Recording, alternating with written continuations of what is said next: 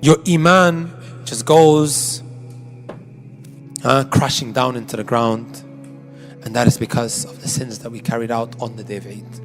That day of Eid, guys, it could either make or break your Ramadan. Right? And I'm sure a lot of us have felt that in the past. It wouldn't make sense to me why we all feel like that. And then you're asking yourself, why did my Iman go down? Why don't I feel the same? Right? Why is it that outside the month of Ramadan, I don't have the same energy?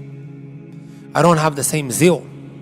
Because remember, guys, the month of Ramadan is not just a one-hit wonder. I only do whatever I have to do in the month of Ramadan, and then after the month of Ramadan, we hang up our boots and we're retired. No, guys. The way I look at the month of Ramadan, like a boot camp. Right? What happens when you go to a boot camp? You train. And then after that, you're what? Sorted for life, right? Or I might look at the month of Ramadan as someone who is starting this new workplace. He has to do training for 2 weeks, and they're paying you for it as well. Are they paying you for 2 weeks just so you can leave the job? I know some of you guys do that. Some of you guys just go for the training, you slouch around, take the money and assalamu alaikum, next job, training. Doesn't want to work. But they're paying you so that you could get the job done. That you hit the ground running after. Ramadan's like that. It's a boot camp. It's meant to what? Introduce new habits into your life and to remove bad ones. Right? There are two kinds of people in the month of Ramadan. The first kind, my brothers and my sisters, who use the month of Ramadan as a stepping stone. A sister might start wearing hijab. She was not a hijabi prior to that. And then you begin to look at her as a Ramadan Muslim. Look at her, she only wears the hijab in the month of Ramadan. That's how you start looking at people, right? Or a brother who started practicing, started coming into the masjid in the month of Ramadan. You're like, look at him, he only comes, He only comes month of Ramadan. Where is he for the rest of the year? And they're backbiting him at Taraweeh time. This person's situation is excellent. Like I said, the month of Ramadan is a stepping stone. The scene has been set for you now to become a better person. And then you have another type of individual, guys. Right? Who says, you know what? I'm going to stay away from my boyfriend. I'm going to cut him off. But then, and likewise girlfriend, the opposite. Equal rights, guys. They stay away from haram throughout the whole month, and then, brothers, this is very, very important, and sisters, and we see it year in, year out. Last 10 nights are the greatest nights of the year, greatest nights of the year. What are we doing in the last 10 nights? We are planning the filth and the evil that we want to engage in on the day of Eid. We're booking out the hotels in these last 10 nights. We are renting our cars. Right? We are getting ready the parties for the day of Eid. Sahih. Which girl I'm going to meet and vice versa. Planning it out when? In the last 10 nights of Ramadan. And then come the day of Eid. Just ask Lady Pool Road. The night before that. As soon, guys, as the sun sets on the 30th night, Wallahi, as if you can see the shayateen have been unleashed.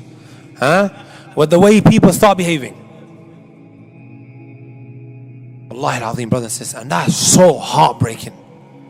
And then you're asking yourself, why did my Iman go down? Why don't I feel the same? Right? That's Eid night. And then you got what? On your way to the Salah. Some of our sisters, please don't take it the wrong way, but it is as if we are dressing up on our way to a fancy dress show or a fancy dress party, dressing to impress. Some of us might not dress like that inside of the house to the husband. Who are we trying to impress? On our way there, layers after layers after layers, she becomes a different person. BB cream this and powder that. Huh? She's become a completely different person for who? And we're dressing in so many, Allah yastur bis, on the day of Eid, guys. Which should be the day when we are what? Being thankful to Allah Azza wa Jal. That He allowed us now to celebrate our hard work. But what? We throw it back in His face. Ka'b ibn Malik, he said, Man sama Ramadan wa huwa yuhaddithu nafsah annahu idha kharaja minhu, right? Asa Allah subhanahu wa ta'ala fasiyamuhu alayhi mardud.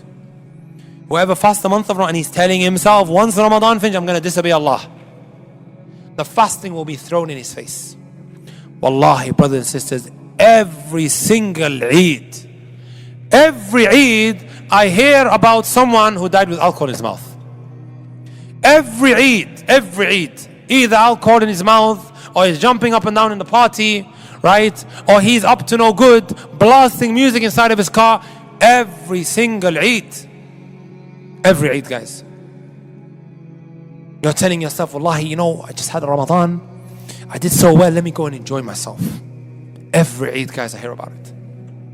Please, brothers and sisters, don't become someone who are mentioning in a lecture, so and so happened to him, right? Because of him not controlling himself on the day of Eid. Don't become an ibrah for the people, a lesson for them. Don't. Right? Your Iman just goes crashing down into the ground, and that is because of the sins that we carried out on the day of Eid. That day of Eid, guys, it could either make or break your Ramadan. Right? And I'm sure a lot of us have felt that in the past. It wouldn't make sense to me why we all feel like that. Many years ago we would have these conversations. Why? It's all different. Right? Because on the day of Eid, like we're trying to enjoy ourselves. Allah didn't say you can't. Right? You can go into the restaurant, go enjoy yourself, get together. But it's the haram that you're not allowed, which then ends up destroying you spiritually, guys. Right? And a reminder and a caution, brothers and sisters, that after these 30 days, let us not finish off the month on the very day of Eid with sins. Let us not finish off with something evil. A'udhu billah, astaghfirullah. Brothers and sisters, after 30 days of worship, let us remember that Islam continues throughout the year.